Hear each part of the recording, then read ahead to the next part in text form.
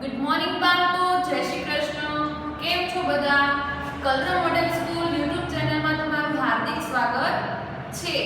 આજે કયો વાર છે? આજે ગુરુવાર. તો ધોરણ 8 માં વિષય કયો આવશે આજે? હિન્દી. જેમાં આપણો અધૂરો પાઠ હતો પત્ર એવં ડાયરી. જેમાં આપણે આગળના ઘણા બધા વિડિયોમાં આપણે પત્ર વિશેની જાણકારી મેળવી, એટલે કે કેવા પ્રકારના આપણે પત્ર લખી શકીએ છીએ. પત્રના ઘણા બધા પ્રકાર મળ્યા.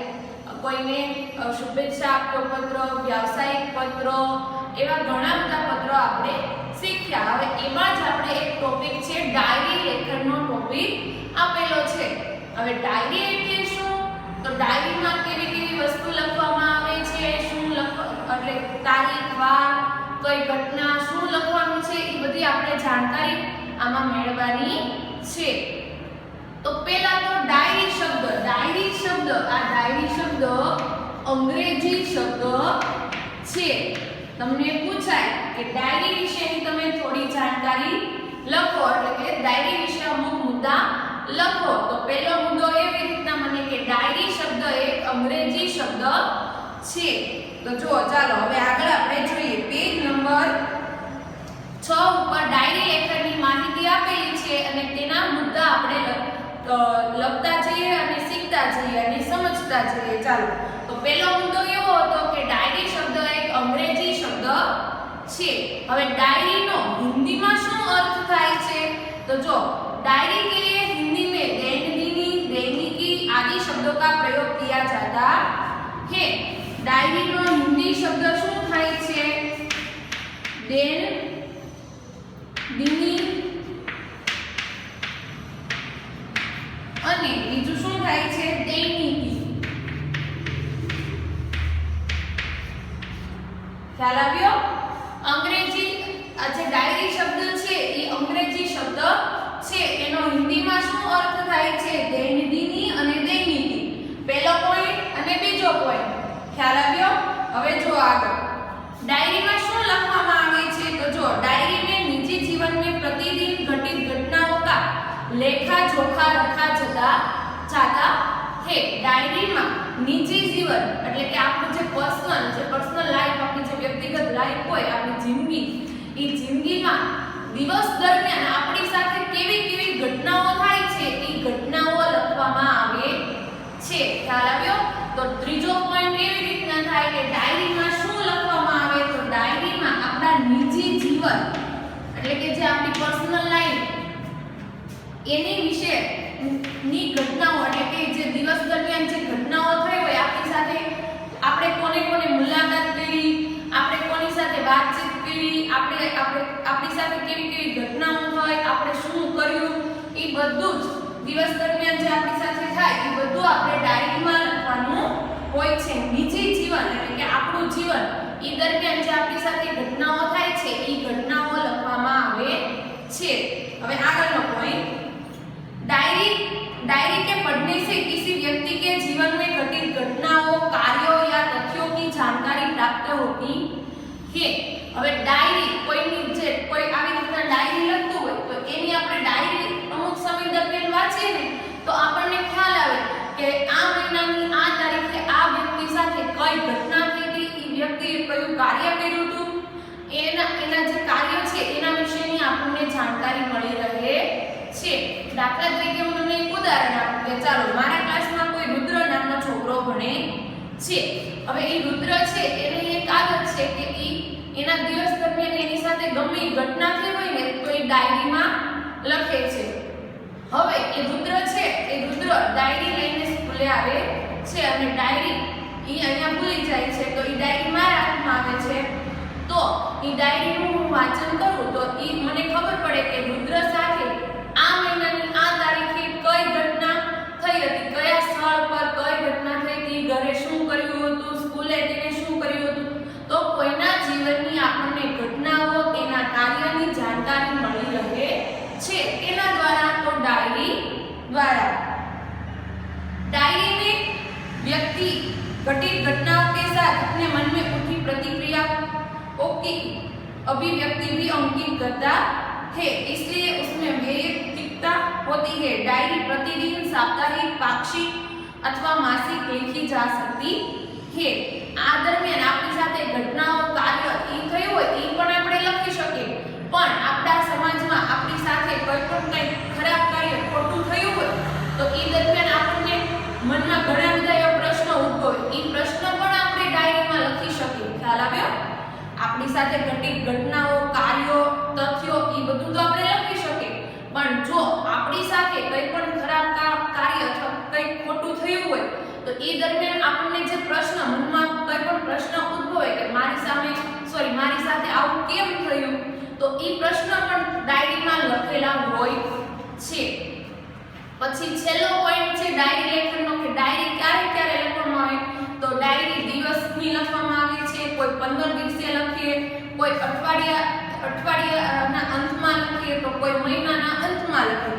તો જો અહીંયા કીધું ડાયરી પ્રતિદિન સાપ્તાહિક પાક્ષિક अथवा मासिक लिखी जा सकती है। तो डायरी दररोजे दररोज अठवाडिया पाक्षिक એટલે 15 દિવસે અને માસિક એટલે કે 1 મહિને પણ લખાય છે। તો ડાયરી લેખનમાં તમને ખ્યાલ આવ્યો। પહેલો પોઈન્ટ હતો ડાયરી એ કયો શબ્દ છે? અંગ્રેજી શબ્દ। ડાયરીનો હિન્દી અર્થ શું થાય છે? દૈનંદિની અને દૈનિકી। ડાયરી કોના ઉપર લખવામાં આવે છે તો ડાયરી વ્યક્તિના નિજી જીવન એટલે કે પોતાની જે જિંદગી છે એ જિંદગીમાં દિવસ દરમિયાન તેની સાથે શું થાય છે, ઘટનાઓ થાય છે, કયા કાર્ય કરે છે એની ઉપર લખવામાં આવે છે।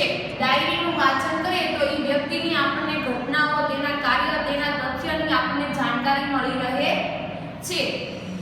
ત્યાર પછી ડાયરી દ્વારા આપણે શું કરી શકીએ તો ડાયરી દ્વારા આપણી સાથે કોઈ પણ ખોટા કાર્ય થયા હોય તો એ પ્રશ્ન જે મનમાં ઉદ્ભવે એ પ્રશ્ન પણ આપણે ડાયરીમાં લખી શકીએ છીએ। ડાયરી ક્યારે લખવામાં આવે છે તો પ્રતિદિન, માસિક, સાપ્તાહિક, પાક્ષિક એટલે કે દરરોજની, અઠવાડિયે, 15 દિવસે અને મહિને લખવામાં આવે છે। તમને પૂછાય કે ડાયરી લેખન કઈ રીતે કરાય છે અથવા ડાયરી લેખનની થોડી માહિતી આપો તો તમે તેમાં એ પ્રશ્નમાં આવી રીતના તમે પોઈન્ટ પાડીને લખી શકો છો। ખ્યાલ આવ્યો? હવે ડાયરી લેખનની વિશેષતા શું છે તો એ જોવાનું છે। ડાયરી લેખનની વિશેષતા કે ડાયરી લેખન આપણે લખીએ તો એનું શું મહત્વ છે એ જોવાનું છે। डायरी लेखन में निम्नलिखित गुण होने आवश्यक है। डायरी लेखन એટલે કે ડાયરીમાં તમે ઘટનાઓ લખો તો એના માટેના અમુક નિયમો છે, એ નિયમો જરૂરી છે। તો ચાલો પહેલો નિયમ શું છે તો ક્રમબદ્ધતા। પહેલો કયો છે?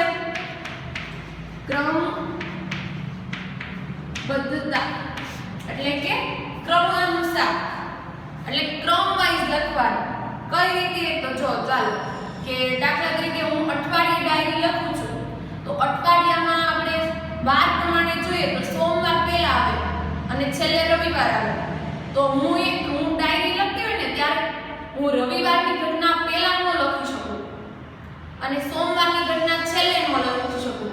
એમાં ક્રમ અનુસાર ચાલવું પડે કે પહેલો દિવસ કયો આવે અઠવાડિયાનો તો સોમવારે મારી સાથે કઈ ઘટના થઈ હતી, શું કાર્ય થયા હતા, મારી સાથે શું ખોટું થયું હતું, મારી આજુબાજુમાં કેવું વાતાવરણ હતું તો એ સોમવારનું જેટલું હોય ને એ હું સોમવારે જ લખી શકું। પછી કયો વાર આવે? મંગળવાર, બુધવાર, એમ ક્રમ વાઇઝ આપણે લખવાનું હોય છે। એવી રીતના દિવસમાં શું આવે? કલાકો, તો કલાક પ્રમાણે લખવાનું કે સવારના 9 વાગે શું થયું હતું, પછી 10 વાગે શું થયું હતું, 11 વાગે, બપોરના 12, પછી 1, 2 એવી રીતના રાતના 12 વાગ્યા સુધીની કોઈ પણ ઘટના થઈ હોય જે હોય એ આપણે ક્રમ અનુસાર લખવાનું હોય છે। પહેલો નિયમ આ છે।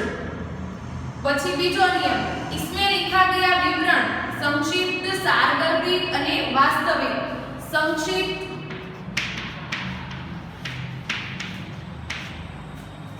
सारगर्भित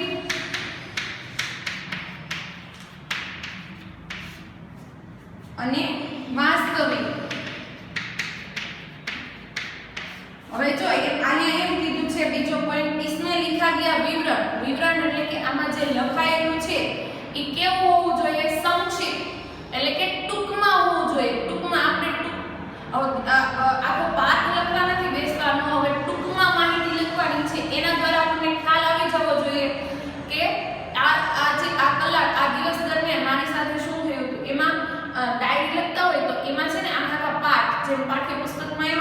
પેરેગ્રાફ એ રીતના ન લખવાનું, એકદમ ટૂંકમાં બને એમ ટૂંકમાં માહિતી લખવાની હોય છે. સારગર્ભિત એટલે કે એ જે માહિતી લખો એનો કોઈ અર્થ નીકળતો હોવો જોઈએ. એટલે એકદમ રફ ભાષામાં, એકદમ આપણે જેમ બોલતા હોય ગુજરાતી ભાષા કે હિન્દી ભાષા, જે આપણી રેગ્યુલર ભાષા હોય એ ભાષામાં લખવાનું નહીં. એનો એ રીતના લખવાનું કે એનો કોઈ પણ એક સારો એક એવો અર્થ નીકળતો હોવો જોઈએ. એટલે કે સામેવાળી જો કોઈ વ્યક્તિ વાંચે તો એને ખ્યાલ આવી જવો જોઈએ. વાસ્તવિક એટલે કે એ ડાયરીમાં તમે જે લખો છો એ હંમેશા માટે સાચું હોવું જોઈએ. કોઈ એવું કરે કે ચાલો ખોટે ખોટું લખે, એ વાત ખોટી પડે. હંમેશા ડાયરીમાં વાસ્તવિક એટલે કે એની સાથે જે હકીકતમાં જે ઘટના બની છે એ ઘટના જ લખાયેલી હોવી જોઈએ. હવે જો ત્રીજો પોઈન્ટ શું છે, સ્થાન, तिथि, घटना या तथ्य का स्पष्ट रूप से उल्लेख होना आवश्यक है. स्थान, तिथि, પછી હું આપ્યું છે ઘટના, આનો સ્પષ્ટ રીતે ઉલ્લેખ થવો જરૂરી છે. કઈ રીતના? તો ચાલો હું કોઈની ડાયરી વાંચું છું અને ડાયરીમાં એમ લખેલું છે કે હું રુદ્રની ડાયરી વાંચું છું, પણ રુદ્રની ડાયરીમાં એ રીતના લખેલું કે સ્કૂલે હું ગયો હતો અને ત્યાં મારે હોમવર્ક બાકી હતું તો મને ટીચર ખીજાડ, પણ કઈ તારીખનું, કઈ સ્કૂલ ક્યાં આવેલી છે, કયા ટીચરે અને કયા વિષયનું, એ બધી વસ્તુ લખવી જરૂરી છે. ખ્યાલ આવ્યો? કારણ કે સ્કૂલમાં કઈ એક ટીચર હોય નહીં અને ઘણી બધી સ્કૂલો આવેલી હોય તો સ્કૂલની નામની સ્પષ્ટતા કરેલી હોવી જોઈએ. એ રીતનું ખ્યાલ આવ્યો? એટલે સ્થાન એટલે કે સ્થળ, તિથિ એટલે કે તારીખ, ઘટના, એ બધાની જાણકારી સ્પષ્ટ હોવી જોઈએ. એટલે કે ફરજિયાત લખેલું હોવું જોઈએ કે આ સ્થળ પર આ વારે આ ઘટના થઈ હતી. હવે જો ડાયરી લેખન કરते समय आलोचना, टीका टिप्पणी, बनावटीपन, काल्पनिकता, चित्रात्मक, अनावश्यक विस्तार से बचना चाहिए.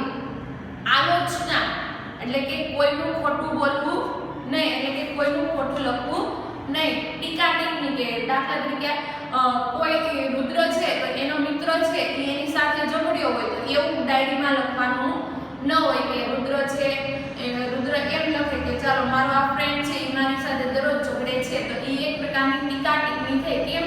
કારણ કે હવે એ ડાયરી કોઈ વાંચે તો એ ડાયરીમાં એ રુદ્રના ફ્રેન્ડનું નામ લખેલું હોય અને એના વિશે વાત લખેલી હોય તો જે વાંચતો હોય એના મનમાં એ રુદ્રના ફ્રેન્ડની કેવી છાપ ઊભી થાય? ખરાબ ઊભી થાય.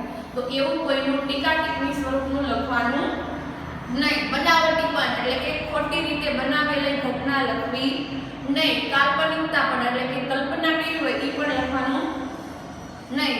એ રીતના આવી બધી વસ્તુ છે, આ બધી છે એનાથી બચવું જોઈએ. હવે ખ્યાલ આવ્યો ડાયરી લેખનની વિશેષતા. ડાયરી લેખન એટલે કે ડાયરી લખતી વખતે તમારે આ બધી વસ્તુનું ધ્યાન રાખવાનું છે. હવે ડાયરી લેખનના લાભ શું છે એ આપણે જોવાનું છે. इससे जीवन में घटी घटनाओं की जानकारी प्राप्त होती है. डायरी लेखन થી શું ખ્યાલ આવે? તો ડાયરી લેખન થી ખ્યાલ આવે કે આના દ્વારા જીવનમાં કઈ ઘટનાઓ થઈ હતી એની આપણને જાણકારી મળે છે. डायरी में तथ्यों का उल्लेख रहता है, इसी कारण व्यक्ति दिन भर जो अच्छे बुरे काम करता है उसका उल्लेख भी रहता है. इसमें शनि बुराइयों से बचा जा सकता है. આમાં તથ્ય એટલે કે ઘટનાઓનો ઉલ્લેખ કરવામાં આવેલો હોય છે કે વ્યક્તિ દિવસ દરમિયાન अच्छे बुरे काम એટલે કે સારા ખરાબ કામ જે થયા હોય એનો ઉલ્લેખ કરેલો હોય. પછી શનિ એટલે કે નાની નાની જે બુરાઈયા છે એનાથી આપણે बची શકીએ છીએ.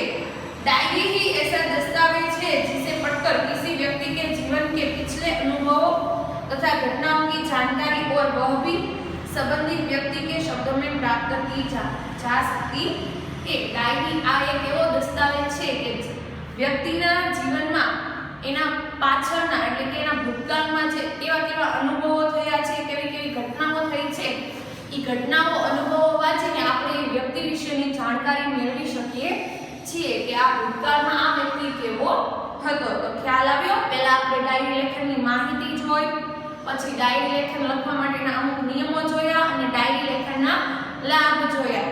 હવે નીચે જો ડાયરી લેખનના બે ઉદાહરણો આપેલા છે। તો પહેલું જે ડાયરી લેખન છે એ કેના ઉપર છે?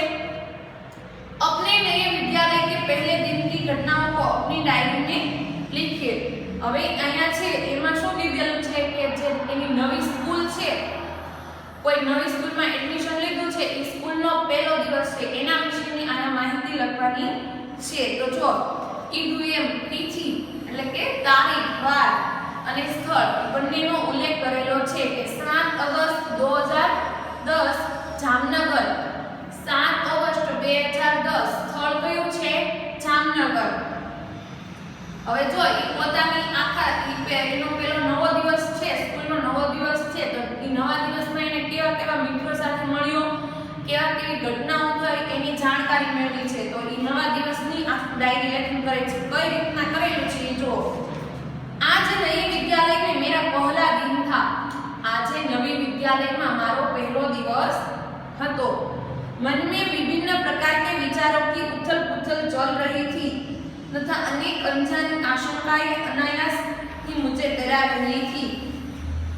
मन में घણા अलग अलग विचारो ઉભા થઈ રહ્યા હતા। અમુક એવી શંકાઓ, અમુક એવો ડર ઊભો થઈ રહ્યો હતો અથવા ડર મનમાં હતો। 9 बजे पिताजी के साथ मैं अपने नए विद्यालय आदर्श मंदिर में पहुंचा। 9 वागे पिताजी સાથે હું મારી જે નવી સ્કૂલ છે આદર્શ મંદિર ત્યાં હું पहुंचियो। प्रधानाचार्य कक्ष में जाने पर उन्होंने मुझसे कुछ प्रश्न किए जिनके उत्तर मैंने दे दिए। हमारा जो प्रिंसिपल છે કક્ષ એટલે કે વર્ગખંડમાં જતા પહેલા એને મને અમુક પ્રશ્ન પૂછ્યા, એના મેં જવાબ આપ્યા। मेरे उत्तरों से वे संतुष्ट नजर आए અને મેં એને જે જવાબ આપ્યા એ જવાબથી એ શું અનુભવી રહ્યા હતા? સંતુષ્ટ એટલે કે સંતોષ અનુભવી રહ્યા હતા। उन्होंने मुझे प्रवेश के लिए निर्धारित फॉर्म दे दिया। એને મને પ્રશ્ન પૂછ્યા, ત્યાર પછી એને મને ફોર્મ આપી। मन को राहत मिली અને ફોર્મ મળ્યો એટલે મારા મનને એક રાહત મળી। थोड़ी ही देर में शुल्क आदि जमा करवाने के बाद मैं अपनी नई कक्षा में पहुंच गया। थोड़ी જ વારમાં ફોર્મ ભર્યું અને અમુક શુલ્ક એટલે કે અમુક ફી ભરવાની હોય એ ફી ભરી અને ત્યાર પછી હું મારા વર્ગખંડમાં પહોંચ્યો। अपने नए दोस्त, अध्यापक और आचार्य से मिलकर ऐसा नहीं लगा कि मैं नए विद्यालय में आ गया हूँ। મારા નવા દોસ્ત, મારા સર, અમારા જે પ્રિન્સિપલ એ બધાને મળીને એવું લાગ્યું કે હું મારા જૂની સ્કૂલમાં છું, કે મને એવું અનુભવ જ ન થયો કે હું અત્યારે નવી સ્કૂલમાં છું। આ બધાને મળ્યો એટલે મને એવું લાગ્યું કે હું મારી જૂની સ્કૂલમાં છું। તો આ જો નવા દિવસ, સ્કૂલનો પહેલો દિવસ છે, પહેલા દિવસની આખી ડાયરીમાં એને ડાયરી લેખન કરેલું છે। હવે એવી જ રીતના બીજી એક ડાયરી લેખન છે। वार्षिक परीक्षा में एक दिन पूर्व के अनुभव को अपनी डायरी में लिखे। परीक्षा આવી રહી છે, પરીક્ષાનો જે આગળનો દિવસ છે એ આગળના દિવસે એને કેવો અનુભવ થાય છે એ અનુભવની તમારે ડાયરી લેખનમાં લખવાનું છે। તો જો 5 એપ્રિલ 2012 રાજકોટ, તારીખ અને સ્થાન બંનેનો ઉલ્લેખ કરેલો છે। कल वार्षिक परीक्षा का पहला दिन है। કાલે વાર્ષિક પરીક્ષાનો પહેલો દિવસ છે। રાત્રિ के 1 बज गए, રાતનો 1 વાગી ગયો છે, પરંતુ નીંદ નહીં આવી। કેમ? કારણ કે સવારે પરીક્ષા હતી તો આગળના દિવસે રાતનો 1 વાગી ગયો છે પણ ઊંઘ આવી રહી નથી। कल विज्ञान और टेक्नोलॉजी विषय की परीक्षा है। काले विज्ञानનું પેપર છે, પહેલું પેપર વિજ્ઞાનનું છે, એ મામા ડાયરીમાં લખે છે। यद्यपि सब कुछ दोहरा लिया है तथापि मन में अजीब सा भय है। मैं અહીંયા કે બધું જ રિવિઝન કરી લીધું છે પણ છતાં મનમાં એક પ્રકારનો ડર છે। અચાનક પિતાજી मेरे कमरे में आए। अचानक मारा पिता मारा रूम में आवे छे। मुझे जगा हुआ देखकर ढाढ़स बंधाया और बिस्तर पर लेटने को कहा। बत्ती बंद कर दी અને મને જાગેલો જોઈને મારા પિતાજીએ મને એમ કીધું કે સૂઈ જા અને બિસ્તર પર એટલે કે જેનો બેડ હોય એ પથારી હોય એની ઉપર સૂઈ જા અને રૂમની લાઈટ બંધ કરી દે છે. બિસ્તર પર પડે પડે भी नींद नहीं आ रही थी. पथारी सुता सुता पण नींद आवी रही न होती. पिताजी के चले जाने पर टेबल लैंप जलाया और पुस्तक के पन्ने पुनः पलटने लगा. पिताजी चाल्या ગયા પણ ટેબલ લैंप પાછો ફરીવાર કરે છે અને પુસ્તકના પેજ આમ તેમ ફેરવે છે. थोड़ी देर में थककर बिस्तर पर पुनः लेट गया और न जाने कब नींद आ गई. અને થોડી વાર પછી થાકીને પાછો પથારી ઉપર સૂઈ ગયો અને ન જાણે મને ક્યારે ઊંઘ આવી ગઈ. તો ડાયરી લેખનમાં આવી રીતના લખવામાં આવે છે કે દિવસ દરમિયાન તમને કેવા કેવા અનુભવો થયા, શું ઘટનાઓ થઈ, સારા કાર્ય, ખરાબ કાર્ય, તમે કોને કોને મળ્યા, આ બધી જ વસ્તુ લખવામાં આવે છે. આમાં તિથિ, સ્થાન, ઘટનાઓ આ બધુંની જાણકારી એટલે કે સ્પષ્ટ રીતે લખવું જરૂરી છે. અહીંયા આપણો આ પાઠ પૂરો થાય છે. હવે જે આગળનું જે પાઠ છે કચ્છ કી શેર એટલે કે કચ્છની મુલાકાત, તો એ આપણે આગળના વિડીયોમાં જોવાનું છે. અને આને લગતું જે હોમવર્ક છે એ હું તમને ફોટા દ્વારા મોકલીશ, જે તમારે પાકી નોટમાં લખવાનું, હિન્દીની પાકી બુકમાં લખવાનું છે અને પાકું કરવાનું છે. Thank you.